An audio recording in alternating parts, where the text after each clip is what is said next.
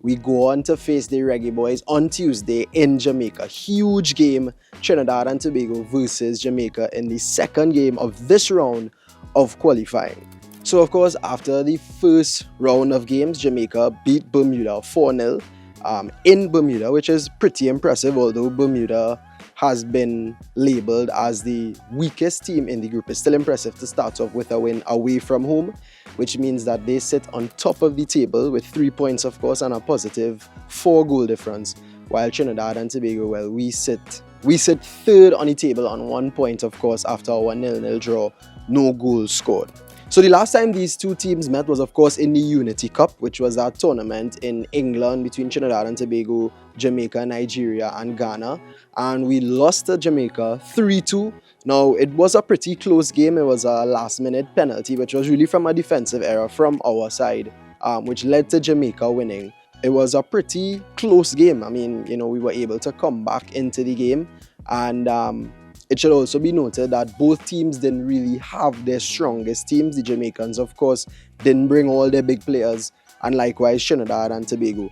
And not only did we not bring players that were available to us, but some of the new players that have come into the squad also weren't there. The likes of Kobe Henry, who had a brilliant game against Curacao, and we hope that he could continue this good form, because we know that defending has been a huge issue for Trinidad and Tobago in this recent run this year, this road to the World Cup, the Gold Cup, and even in the Unity Cup as well. Defense has been a real issue for us, and it seems as if Kobe Henry has come in and steadied the ship a bit. Trimmingham as well, we'll talk about him a little later down in the preview. Just to give a bit more history as well, this year, recent history of course, both teams actually failing to qualify for the knockout stages in the Gold Cup. Jamaica and Trinidad both finishing third in their respective groups. Of course, Jamaica did pick up a win. They got 3 points, and well, we managed 2 draws and a loss, which meant we won 2 points. But nevertheless, both teams failing to qualify for the knockout stages of the Gold Cup, which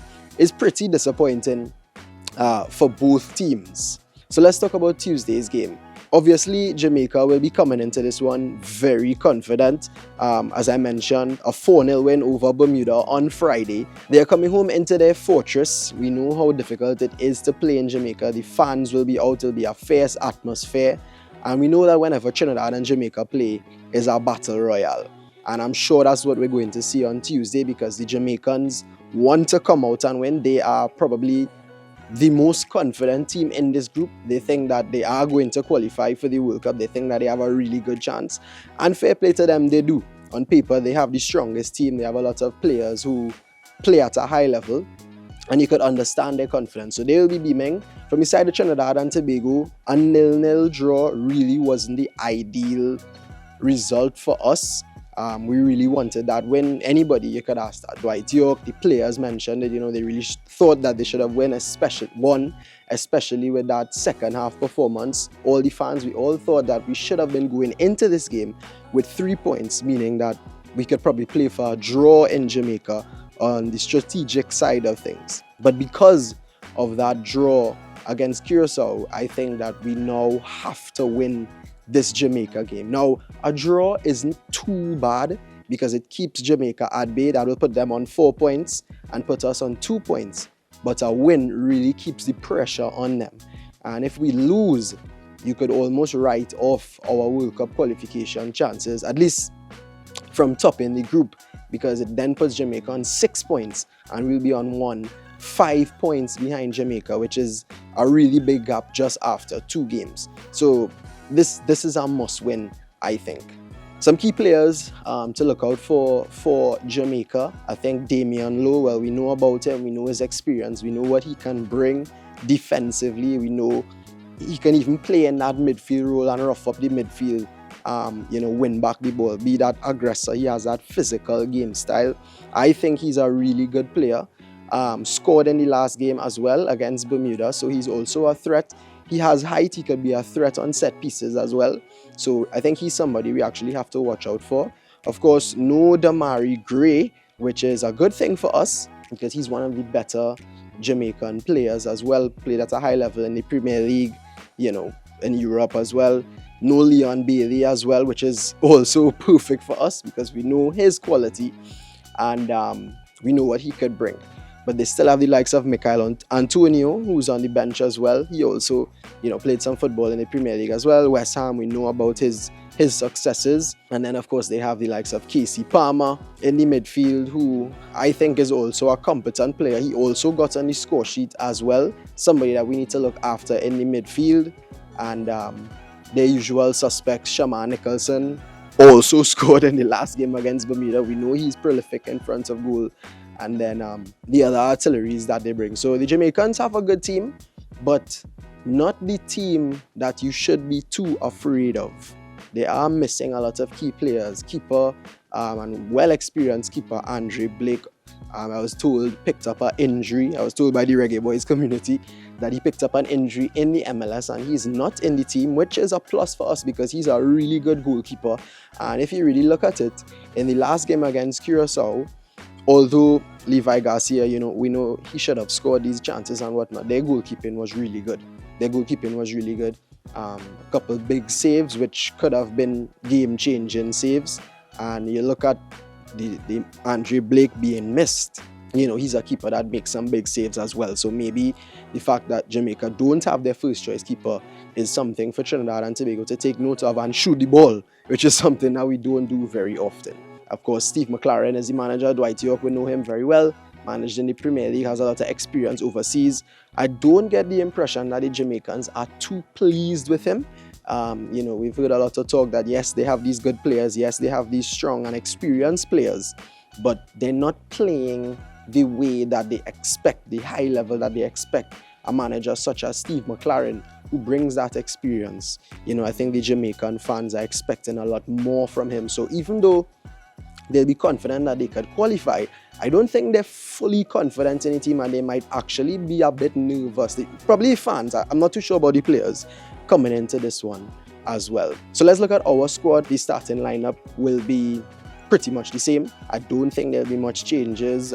Kobe Henry definitely might be the first name on the starting lineup given the performance that he had against Curacao. We hope to see that same thing against Jamaica, whose defense will be a bit more threatening, or a lot more threatening than the Curacao one. So if we do manage to keep a clean sheet against Jamaica, I think that'll be a big improvement because that's probably something that we wouldn't have done. We didn't do in the Unity Cup. Trimmingham, I think he starts again now. He didn't have the best game against Curacao.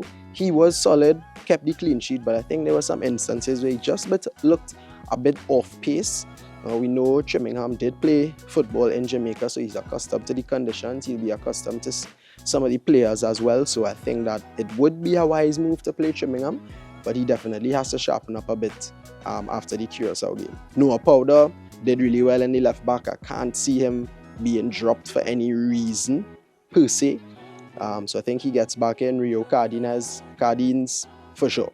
Brilliant game against Curacao, and he's playing at a high level right now in Crystal Palace, and you could see that his game is transferring or translating into the national team right now, and I think that right back position in the future definitely nailed on Rio Cardines. Brilliant. I think he's in there. Midfield for me stays the same.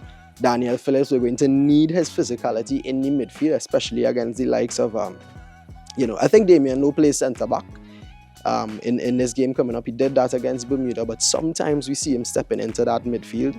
They have the likes of Mason Holgate, another player who played in the Premier League, who could come into that centre back position. Damien Lowe could step forward, but nevertheless, Jamaica is a physical team, and we need somebody like Daniel Phillips in there to just rough it up a little bit and not make us be too soft. Rampasad, as I said, was my man of the match last game. Brilliant. I think he's nailed on as well. And of course, Kevin Molino, who had a brilliant second half in the Curacao game. I think he's going to be very key. He needs to continue creating those chances for the forwards. We need that. We absolutely need that because we have to go to win, which means that we have to create chances and put pressure on that Jamaica defense from early, not from the second half, from the first half, from the off. Rio said it in his interview. He said if we started the game the way we played the second half, we would have won the game, and I totally agree. And I believe that if we are able to perform the way we did in the second half against Curacao for 90 minutes, or at least the majority against Jamaica, I truly believe that we could beat this Jamaica team. Now, you might think I'm delusional. They're not as strong as they usually are. They are missing a lot of the key players that people, you know, talk about, the household names. And contrary to popular belief, Trinidad and Tobago actually did play really well on Friday. We didn't convert our chances, unfortunately, but other than that, it was a decent performance. And of course, the forward line, I think, will stay the same as well. Dante Seeley out on the right, Terry Spicer on the left, and Levi Garcia up front. Now, they didn't play bad. The only issue was the finishing. Levi, well, we know his quality, we know what he could bring. He has come under a bit of scrutiny in recent times, playing the number 9. People don't think that he's the best option for it. That's really up to you. But I do think that it should stay the same against Jamaica. I can't see Dwight Young making that change. I'm not sure. If he does, he does.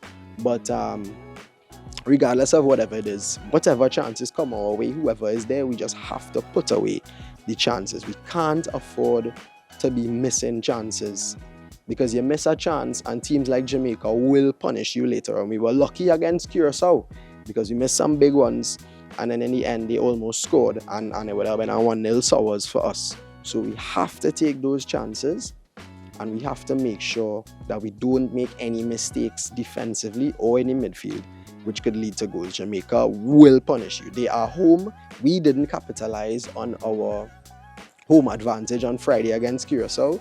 Bet your bottom dollar Jamaica will be capitalizing on theirs on Tuesday, or at least trying to. So I think we can win it. I think we should be gunning to win it. As I said, we might have played for a draw if we had won on Friday, but I think tomorrow we have to go for the 3 points. It's imperative. We have to, and I think that we can. So we'll see how it all goes. Score prediction from me, I will say 2-1 Trinidad and Tobago. I think Jamaica will score, but I feel like we have 2 goals in us, and I believe the guys are really motivated to get that victory on Tuesday.